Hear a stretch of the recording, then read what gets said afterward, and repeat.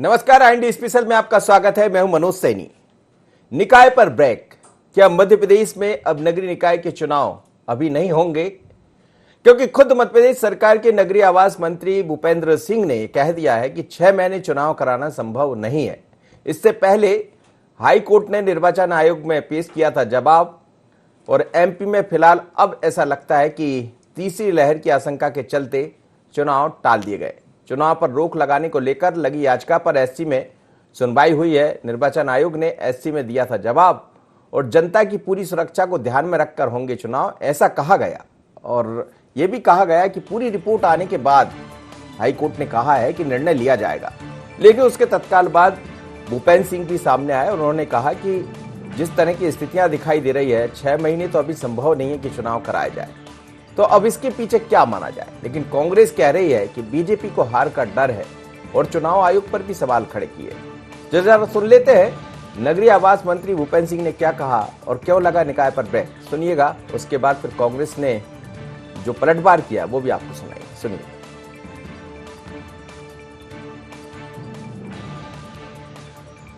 दो कारण है।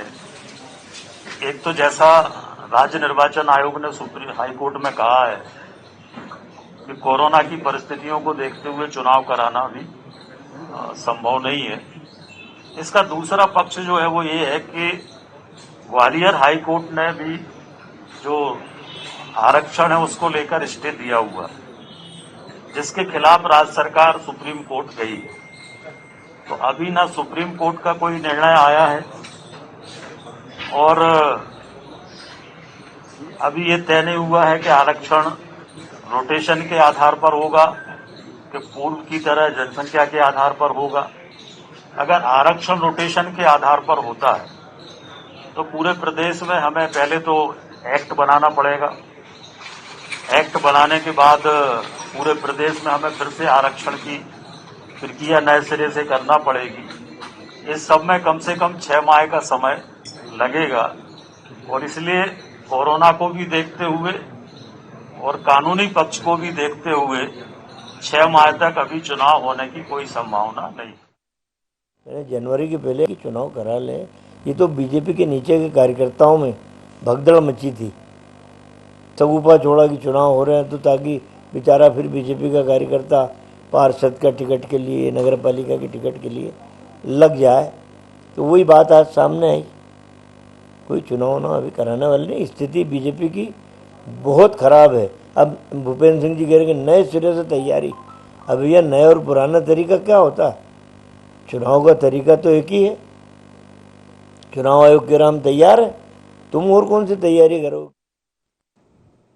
चलिए, तो अब ये तो साफ हो गया है कि चुनाव पर ब्रेक लग गया, और ब्रेक के बाद अब भारतीय जनता पार्टी को समय मिलेगा तैयारी का। और कांग्रेस तो कह ही रही है कि बीजेपी की स्थिति ठीक नहीं है। लेकिन क्या ऐसा है? इसी मुद्दे पर हम बात करेंगे। मेरे साथ इस वक्त जुड़ रहे संदीप मिश्रा, साथ ही 3 मेहमान भी जुड़ेंगे, उनसे मैं आपका परिचय कराऊंगा। संदीप से पहले बात कर लेते हैं।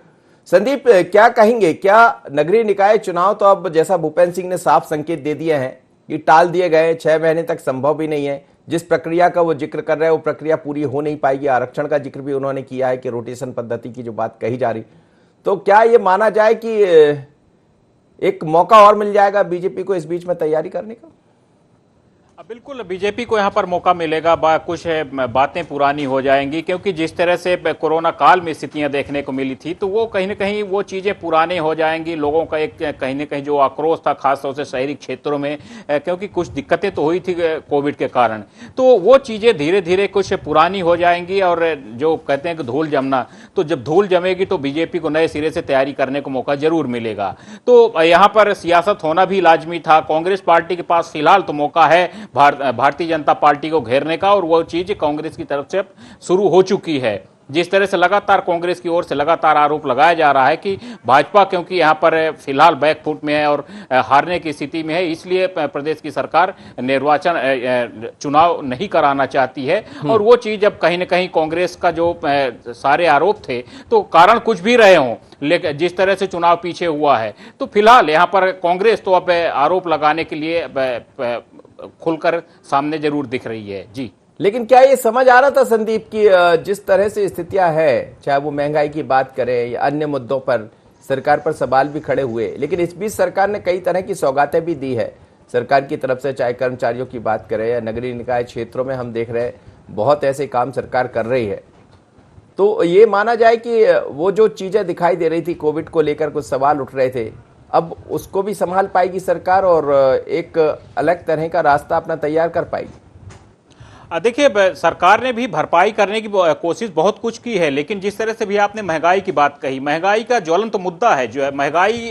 अगर आपने सिर्फ कर्मचारियों के लिए यहाँ पर राहत दी है तो वो ठीक है, लेकिन जो आम वर्ग है, जो एक गरीब वर्ग है, मध्यम वर्गीय परिवार है और जो व्यक्ति नौकरी नहीं करता है, तो उस पर तो महंगाई का भारी असर देखने को मिल रहा है। और वो चीज कहीं ना कहीं चुनाव में काफी देखने को मिलेगी। लोग भूलते नहीं है, क्योंकि जब जिसके जेब से पैसा खर्च होता है तो वही जानता है।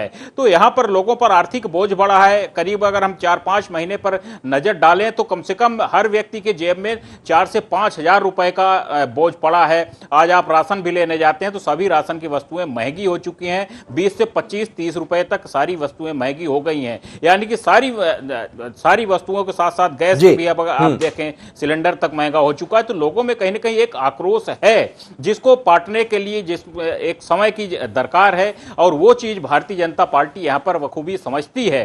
कारण कैसे भी रहे हो, जैसे मैंने पहले भी कहा कि चुनाव किस कारण पीछे गए, तो उसके भी अलग अलग तरीके हैं, अलग अलग कारण हैं। तो फिलहाल यहां भारतीय जनता पार्टी के पास एक अलग अपना पक्ष है, लेकिन कांग्रेस पार्टी जिस तरह से यहां पर अटैक कर रही है, लगातार आरोप लगा रही है, तो कहीं ना कहीं कांग्रेस फिलहाल यहां पर फ्रंट फुट पर खेल रही है और बैक फुट पर भारतीय जनता पार्टी जरूर दिख रही है। चलिए, बहुत बहुत धन्यवाद, आप मेरे साथ जुड़े। इस वक्त विनोद गुटिया जी जुड़ रहे हैं मेरे साथ, भारतीय जनता पार्टी के वरिष्ठ नेता है, और साथ ही जितेंद्र मिश्रा जी कांग्रेस के प्रवक्ता। आप सभी मेहमानों को बहुत स्वागत है। और दिनेश गुप्ता जी वरिष्ठ पत्रकार भी मेरे साथ जुड़ेंगे। विनोद जी, जिस तरह से चुनाव की बात कही जा रही थी, कुछ दिन पहले चुनाव आयोग ने जिस तरह के संकेत दिए थे उससे लग रहा था कि राज्य निर्वाचन आयोग ने जो संकेत दिए थे उससे लगा था कि मध्य प्रदेश में जल्द यानी अक्टूबर-नवंबर तक चुनाव हो जाएंगे।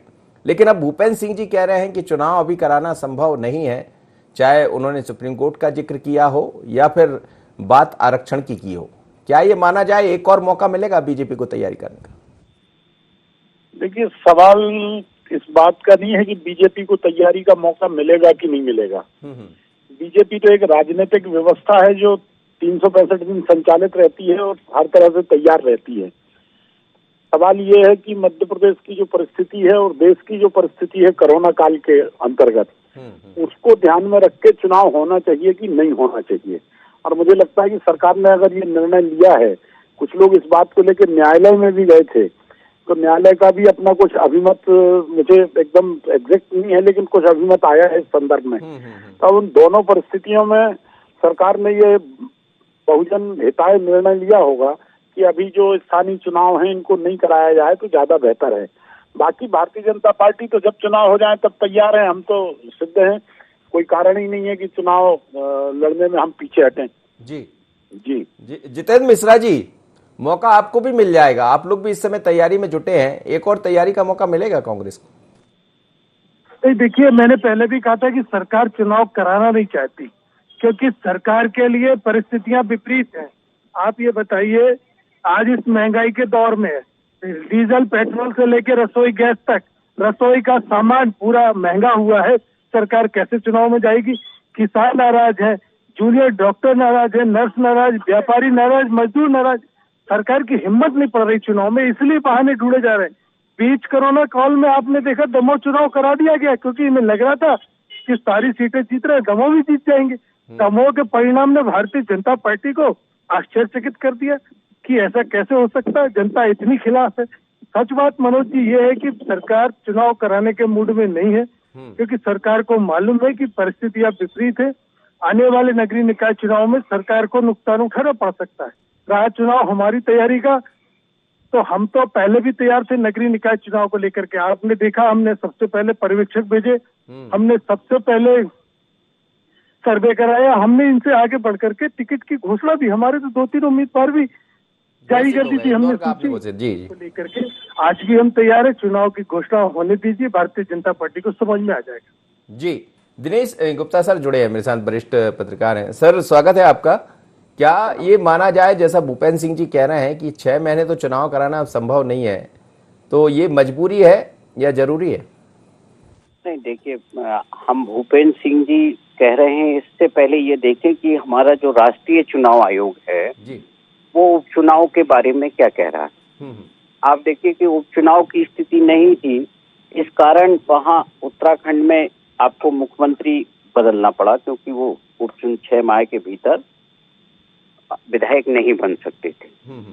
जो स्थितियां हैं वो स्थितियां ऐसी नहीं हैं कि नगरीय निकाय, विधानसभा चुनाव या लोकसभा चुनाव कराए जाएं, क्योंकि अभी आप देखिए कि विधानसभा चुनाव भी नहीं हो रहा है, जबकि वो बंगाल का इशू हम देख रहे हैं कि ममता बनर्जी को भी जो है अभी विधायक बनना जरूरी है।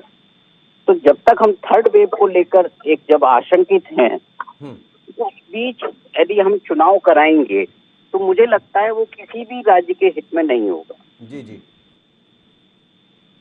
जी, बिल्कुल आप ठीक कह रहे हैं कि किसी के हित में नहीं होगा, लेकिन कांग्रेस का सवाल उठाना लाजमी है। नहीं देखिए, कोई भी राजनीतिक दल है वो राजनीति कर ही इसलिए रहा है कि निर्वाचन उसका एक बहुत महत्वपूर्ण एक कड़ी होती है जी। चुनाव नहीं होंगे तो जो राजनीति में जो आम जनता, लोकतंत्र कैसे जीवित रहेगा भाई। चुनाव, आप लोकतंत्र के लिए तो चुनाव सबसे पहली प्राथमिकता है जी। यदि वो टल रहे हैं, आज आप मौजूदा स्थितियां देखेंगे मनोज जी, तो आप देखिए हर नगर निगम में प्रशासक है, हर नगर पालिका में प्रशासक है, तो जनता की सुनवाई नहीं होती है ऐसे समय में। तो सब विपक्ष का चिंतित होना भी स्वाभाविक है, और सरकार की अपनी जो जिम्मेदारी है वो लोकतंत्र को बचाते हुए कैसे निर्वहन करे, ये बहुत महत्वपूर्ण सवाल होता है कि कोर्ट में क्या कहा है या सरकार क्या करना चाहती है। दोनों जो है एक ऐसे विषय हैं, बहुत संवेदनशील विषय है कोरोना की थर्ड वेव, जिसके बारे में कोई भी यदि रिस्क लेंगे तो मुझे लगता है कि सरकारों को भी आलोचना का शिकार बनना पड़ेगा कि इनको देखिए चुनाव की पड़ी हुई है और लोग जो है संक्रमण के शिकार हो रहे हैं। बिल्कुल आप ठीक कह रहे हैं। विनोद घोटिया जी कांग्रेस को सवाल खड़े कर रहे थे, वो कह रहे हैं कि आप लोग डर रहे हैं इसलिए, हालांकि जैसा दिनेश गुप्ता जी भी कह रहे हैं, हम भी समझ रहे हैं कि थर्ड वेव की अभी तैयारियों में लगी है सरकार और मजबूरियां कुछ ऐसी है कि चुनाव ना कराए जाए, पर यह काम राज्य निर्वाचन आयोग का होता है। पर कांग्रेस के सवाल भारतीय जनता पार्टी सरकार पर है। मेरा कहना है, आपको मेरी अगर आवाज आ रही है तो दिनेश जी ने बहुत अच्छे तरीके से विषय को रखा है। हमारे कांग्रेस के मित्र जिस भाषा में बात कर रहे थे, मैं इनसे कहना चाहता हूँ कि चुनाव कराना है तो चुनाव करा लीजिए। फिर बंगाल की तरह जैसे इनके लोग जो है नाच रहे थे पूरे देश में कि सरकार को चुनाव भी पड़ी है और कोरोना फैल गया है, ये फिर वो बातें तो नहीं करेंगे। चलिए इस बात की गारंटी ले आए, ये राहुल गांधी से और प्रियंका गांधी से और कमलनाथ से मांग के तो हम चुनाव करवाए देते हैं। चुनाव आयोग से आग्रह करते हैं कि साहब अब जनता का जो होना होगा होगा, देखेंगे।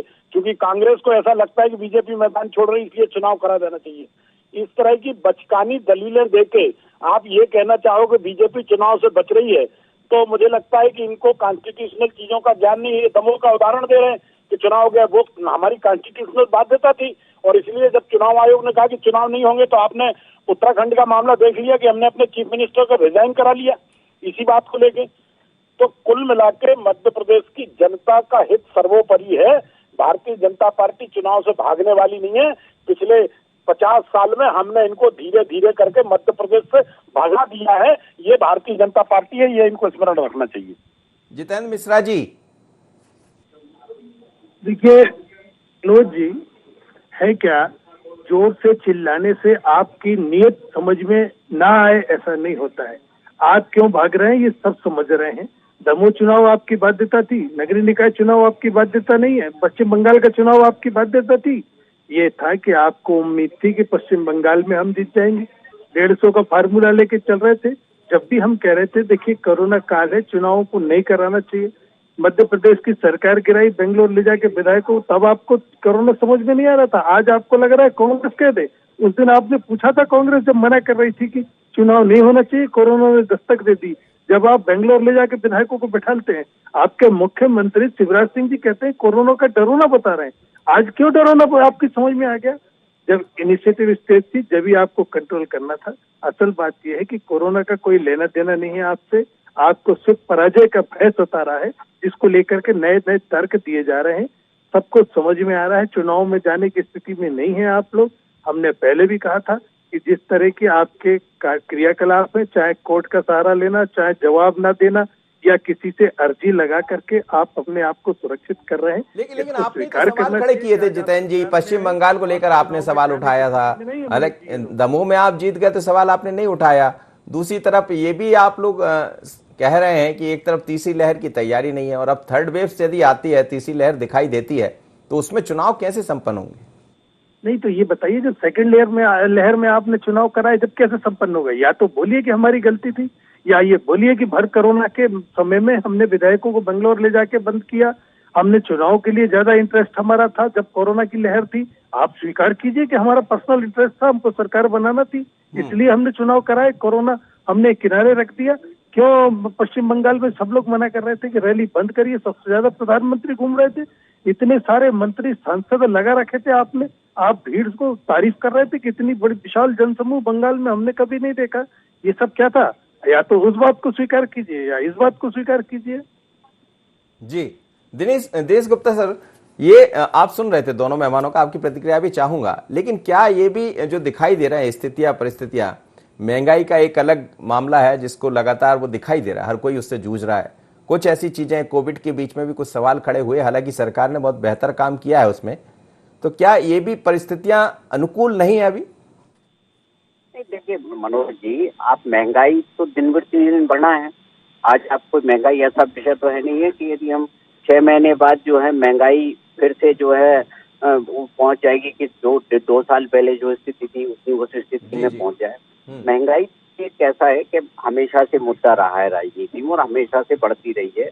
तमाम राजनीतिक उसके बावजूद महंगाई कम नहीं होती। देखिए कोरोना की अव्यवस्था जो है वो कहीं ना कहीं लोगों के मन में एक विषय तो रहता ही है कि सरकार को लेके बहुत सारे लोग मरे हैं, एक पीड़ा तो है। और निश्चित तौर पर क्या होता है जो एंटी इनकम्बेंसी जिसे हम कहते हैं वो यही सब कारणों से होती है। जब सरकार का नॉन परफॉर्मेंस होता है या सरकार की असफलताएं जब होती हैं तो जनता नाराज होकर वोट करती है। अब वो नाराजगी आप किस तरह से कम करते हैं? लोकल बॉडी इलेक्शन में सरकार डायरेक्ट अपनी नाराजगी पार्टी के ऊपर उतरती है या स्थानीय मुद्दों को आप हवा देते हैं? ये रणनीति का पार्ट होता है। तो रणनीति आपकी क्या है? यदि मान लीजिए भारतीय जनता पार्टी इस रणनीति पर है कि हम इसको डाइल्यूट कर लेंगे, तो जब थर्ड वेव आएगी और फिर स्थितियां यदि बिगड़ी तो फिर क्या होगा आप ये बताइए ना। मैं तो हमेशा जो आपसे पहले भी मैंने कहा मनोज जी कि लोकतंत्र की मजबूती के लिए आवश्यक क्या है कि हर स्तर के चुनाव समय पर हों। यदि आपको लोकतंत्र में चुनी हुई जनता की सरकार चाहिए तो आपको चुनाव कराना होंगे, ये अनिवार्य आवश्यकता है। ये चुनाव यदि जब कार्यकाल समाप्त हो रहा था, कोरोना भी नहीं आया था देश में, उस वक्त यदि कमलनाथ जी की सरकार करा लेती तो आज शायद ये सवाल खड़े नहीं होते और जनता को प्रशासकों के सामने नहीं खड़ा होना पड़ता, नौकरशाही के सामने खड़ा नहीं होना पड़ता। तब प्रशासक नियुक्त करने का निर्णय तो कांग्रेस सरकार का ही था, चाहिए था कि उसी वक्त चुनाव करा देते। तो अब जो स्थितियां हैं हम उसको जो है मैंने पहली प्राथमिकता रखे कि जितनी जल्दी अच्छी स्थितियों में चुनाव हो जाए, सरकार को ये देखना चाहिए कि जनता चुने हुए जनप्रतिनिधियों के सामने जाए और इसी पर गौर करना चाहिए। जी, लेकिन आपने जैसा कांग्रेस का जिक्र भी किया, राजनीतिक पार्टियां अपना हित तो देख ही लेती है। बिल्कुल बिल्कुल, देखिए मैंने कहा ना कि राजनीति जो कर रहे हैं वो केवल बयानबाजी के लिए नहीं कर रहे हैं। हम राजनीति कर रहे हैं जो है सरकार में आने के लिए, अपनी योजनाओं को क्रियान्वित करने के लिए और जनता को जिसे राजनेता सेवा कहते हैं वो सेवा करने के लिए, क्योंकि वो एक माध्यम है लोकतंत्र में। हमारे यहाँ कोई जो है कुछ तानाशाही या उस तरह की व्यवस्था नहीं है, हमारे यहाँ चुनी हुई सरकार की व्यवस्था है।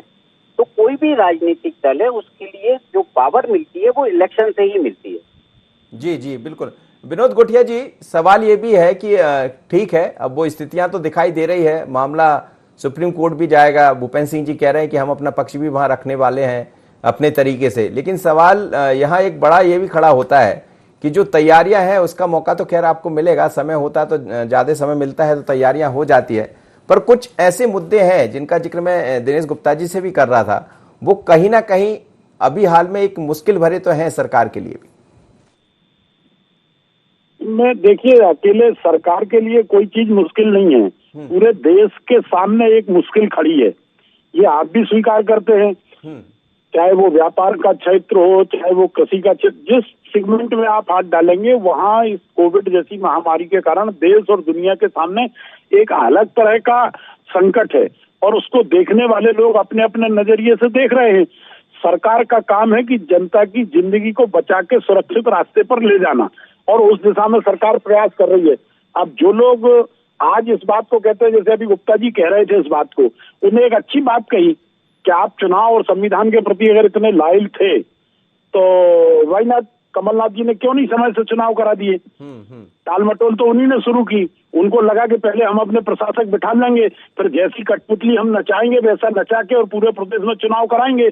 उनने कानून में परिवर्तन किया कि जनता से सीधे नहीं चुना जाएगा, पार्षद चुनेंगे, बाहुबल का प्रयोग करेगी सरकार और बिठा लेगी। ये सब चीजें उनके दिमाग में रही होंगी कहीं ना कहीं, लेकिन सरकार चली गई। अब इनको दिक्कत इस बात की है कि बार बार ये कहते हैं कि जब बेंगलोर विधायक गए थे तब कोविड नहीं था। नहीं था उस समय कोविड, अच्छे से अध्ययन करिए कि उस समय कोविड नहीं था। मध्य प्रदेश में सरकार परिवर्तन के बाद कोविड की बात शुरू हुई, तो इसलिए देश में लॉकडाउन उसके बाद लगा। तो कुल मिला के ये है कि सारा दर्द है कि सरकार चली गई। मध्य प्रदेश की भारतीय जनता पार्टी जनता को उसका जो अधिकार है वो दिलाने के लिए प्रतिबद्ध है। मध्य प्रदेश में समय पर जैसे ही अनुकूलता होगी चुनाव कराने के लिए, हम तो आज भी तैयार है। चुनाव आयोग अगर कहेगा तो कराएंगे, कोई दिक्कत नहीं है। लेकिन जब चुनाव आयोग इस बात के लिए सहमत नहीं है तो चुनाव कैसे हो सकते हैं? जी, यानी 6-8 महीने और जनता को जूझना पड़ेगा प्रशासकों के सामने। जो नगर पालिका या नगर निगम नगरीय निकाय में जो प्रशासक बैठे उनके सामने जूझना पड़ेगा। ये तो आप भी समझ रहे होंगे, आप भी एक जनप्रतिनिधि है, जनता से जुड़े हुए प्रतिनिधि है। जनता को तो अभी मुश्किल तो है। विनोद जी, आप मुझसे कह रहे हैं? जी हाँ, मैं आपसे ही कह रहा था, सरकार चूंकि आपकी है तो जनता तो परेशान है। जनता को है। मैंने स्वीकार किया कि पूरे देश के साथ सामने, पूरी दुनिया के सामने ऐसी परिस्थितियां हैं कि पूरी मानवता संकट के दौर से गुजर रही है। हम उससे जूझ रहे हैं, लड़ रहे हैं। सब संसाधनों को बढ़ाते हुए हमने जिस तरीके से मैनेजमेंट किया है दूसरी लहर में, आपने देखा होगा आज चाहे केरल की सरकार हो चाहे महाराष्ट्र की सरकार हो, जो 80% केसेस वहीं से निकल के आ रहे हैं। लेकिन मध्य प्रदेश में भारतीय जनता पार्टी की सरकार है, उसने तेजी से नियंत्रण किया। उत्तर प्रदेश में भारतीय जनता पार्टी की सरकार है, हमने तेजी से नियंत्रण किया। हमारी सरकारें बेहतर तरीके से परफॉर्म कर रही हैं और दुनिया का जो सबसे लार्जेस्ट जो वैक्सीनेशन का प्रोग्राम है उस ड्राइव को हम चला रहे हैं। तो कुल मिला के हमारी प्राथमिकता देश की जनता है, प्रदेश की जनता है, हमारे क्षेत्र की जनता है, उसको हमको देखना है। अकेले चुनाव को नहीं देखना है कि चुनाव हुआ कि नहीं हुआ या समय। कल जितने आरोप आपने देखे, चुनाव लड़ने भारतीय जनता पार्टी अकेली गई थी क्या वेस्ट बंगाल में? क्या टीएमसी ने चुनाव नहीं लड़ा? क्या कांग्रेस ने चुनाव नहीं लड़ा? क्या बाकी अन्य दलों ने चुनाव नहीं लड़ा? लेकिन अंत में परसेप्शन सेट किया कि भाजपा को चुनाव की पड़ी। अरे संवैधानिक व्यवस्था थी, चुनाव होना चाहिए 5 साल के अंदर। चुनाव आयोग ने चुनाव कराया, भारतीय जनता पार्टी का उससे क्या लेना देना? आप भी लड़ने गए, हम भी लड़ने गए, और बाद में आप कहोगे साहब प्रधानमंत्री चुनाव में इन्वॉल्व थे, तो आपके राजकुमार इन्वॉल्व नहीं थे क्या चुनाव के अंदर? और इसलिए इस तरह के परसेप्शन सेट करना ये कांग्रेस की अपनी राजनीति रही है। हम वो करेंगे जो प्रदेश की जनता के लिए हित में सर्वोत्तम होगा। जितेंद्र मिश्रा जी। देखिए मनोज जी, जिस तरीके के तर्क दिए जा रहे हैं भारतीय जनता पार्टी की ओर से, ये मुझे तो समझ में नहीं आ रहा है। दिनेश गुप्ता जी बैठे, आप बैठे, इन्होंने कहा यूपी में कह रहे हैं बेहतर परफॉर्मेंस दिया। सबसे ज्यादा यदि परफॉर्मेंस खराब है तो यूपी में है। गंगा के किनारे तैरती हुई लाशें नहीं दिखती, ये भी आया कि कब्रिस्तान में समतान कम पड़ गया, वो दिखा रहे हैं इनको। यही तो इनका रोना है, यही तो इनकी पीड़ा है कि ये गुजरात में, ये बंगाल गए थे, वहां पर सफल नहीं हुए। वहां पर इनकी समझ में आ गई, कह रहे कि एमपी में सरकार बनने के बाद कोरोना शुरू हुआ। इन्हें ज्ञान नहीं है इस बात का कि कोरोना कब शुरू हुआ।